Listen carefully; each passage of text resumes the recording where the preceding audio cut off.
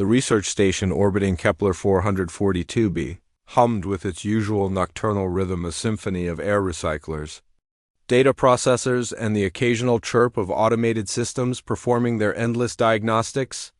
In Lab 7, Nara Ellis sat slumped over her workstation, her dark hair creating a curtain across the holographic displays that flickered with unfinished reports. She had been working for 16 hours straight. The interspecies scientific exchange program had seemed like a dream opportunity when she'd signed up 3 years ago. Humanity's first real chance to work alongside the galactic community's brightest minds, to prove that the newest spacefaring species could contribute meaningfully to the collective knowledge of 1,000 worlds. But nobody had warned her about the paperwork, 36 reports, all due by morning, all requiring her signature, her analysis, her human perspective on the xenobiology studies they'd been conducting. And she'd barely finished half. Her breathing had grown deep and rhythmic 20 minutes ago. The holographic keyboard, still projected across her desk, waited patiently for fingers that would not return to it tonight. From the observation window that connected Lab 7 to the adjacent nursery, 6 pairs of eyes watched with concern. "She's done it again," whispered Vrix, pressing his small, furred face against the transparent aluminum. His species, the Krenathy, resembled what Earth might have called a cross between a red panda and a fennec fox, though such comparisons always irritated the adult Krenathy scientists. At 7 standard years old, roughly equivalent to a human 9-year-old, Vrix was the eldest of the cubs currently aboard the station. "Instructor Ellis works too hard," added Myra, a crystalline silicate whose surface refracted the lab's blue emergency, lighting into tiny rainbows. "My parent unit says humans don't know their limits." "That's not fair," Vrix countered, his tail swishing with agitation. "The adults give her 3 times the work they give anyone else.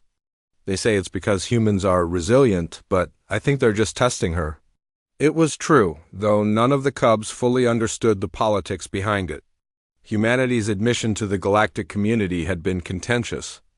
A species that had achieved faster-than-light travel through what the other races considered reckless experimentation, that had survived their own planet's near destruction through sheer, stubborn refusal to give up. They made the established powers nervous. Every human in the exchange program carried the weight of their entire species' reputation. Nara had explained it to them once. During one of her teaching sessions, when little Cos had asked why she always looked so tired. "I'm not just representing myself," she'd said with a gentle smile. "I'm showing everyone what humans can do. And sometimes that means working a little harder. A little harder." Vrix's ears flattened against his skull. The human had been surviving on stimulant patches and 4 hours of sleep a night for the past week. "We should tell someone," suggested Thorin, a Centaurian youth whose multiple tendrils curled anxiously around each other. "Wake an adult supervisor." "No," Vrix said firmly. His decision solidified as he watched Nara's chest rise and fall with exhausted sleep. "The adults will file a report. It'll go on her record. The evaluation committee is already looking for reasons to question human reliability." He'd overheard his own parent discussing it in the commissary last week.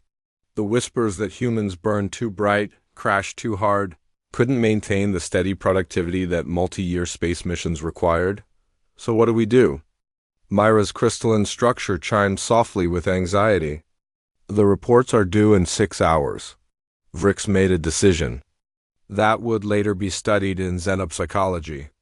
Courses across 36 worlds as a pivotal example of human influence on developing alien psychology. We finish them for her."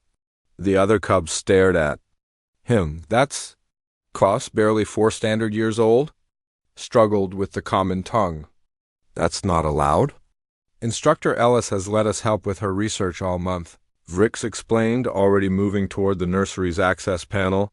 His small paws worked with practiced ease. Nara had been teaching them basic station operations, another thing the adult supervisors had questioned. "We've been learning her methods. We know what she'd write." "This is crazy," Thorin said, but his tendrils were already reaching for the door release. "Even for a human-inspired plan, this is crazy." Humans taught me something, Vrix said as the door whispered open. When someone you care about needs help, you don't file a report about it. You just help. They crept into Lab 7 like a tiny commando unit, their various forms of locomotion padding, gliding, crawling bringing them to Nara's workstation. Up close, they could see the dark circles under her eyes, the way her fingers twitched slightly even in sleep. Still trying to type, Vrix hopped onto the chair beside her and examined the holographic display.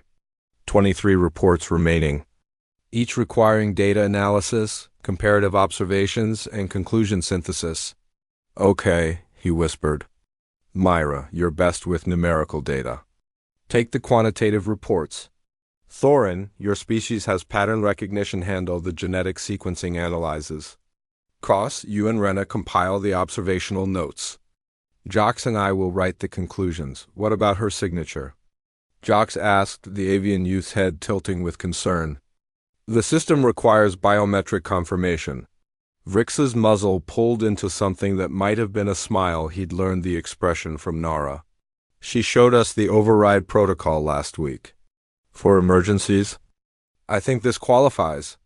What followed was perhaps the strangest all-nighter in the history of interspecies. Cooperation. Myra's crystalline structure interfaced directly with the data processing units. Her kind's natural affinity for computation making short work of the statistical analyses.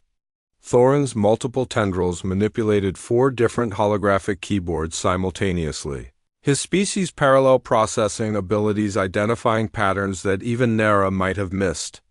The younger cubs, Kos and Rena, pulled together months of careful observations.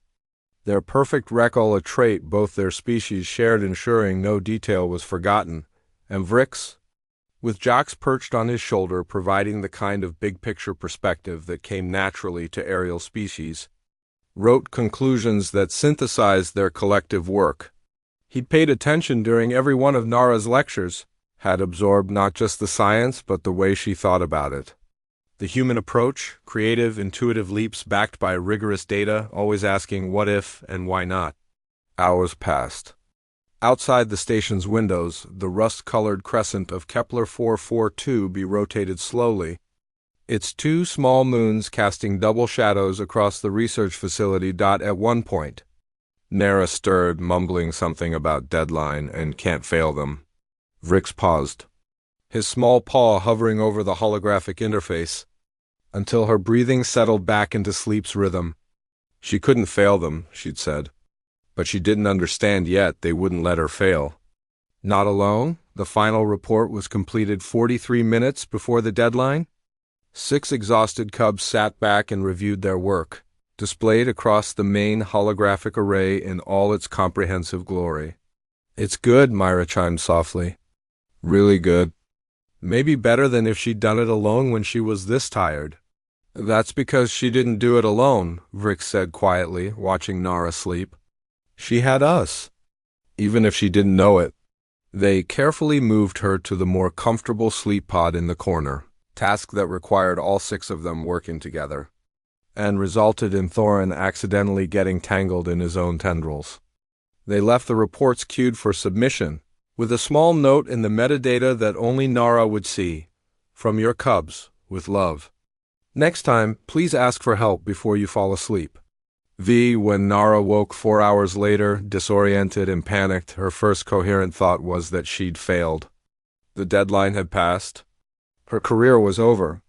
Humanity's reputation would suffer another blow. Then she saw the completed reports. All of them. Submitted on time.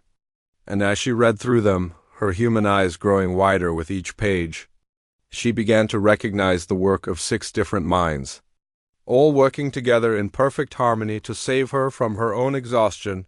The note at the end made her cry, which alarmed the morning shift supervisor who found her, but they were good tears.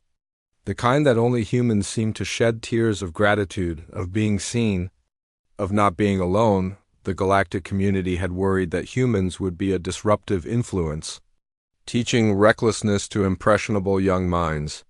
They'd been partly right.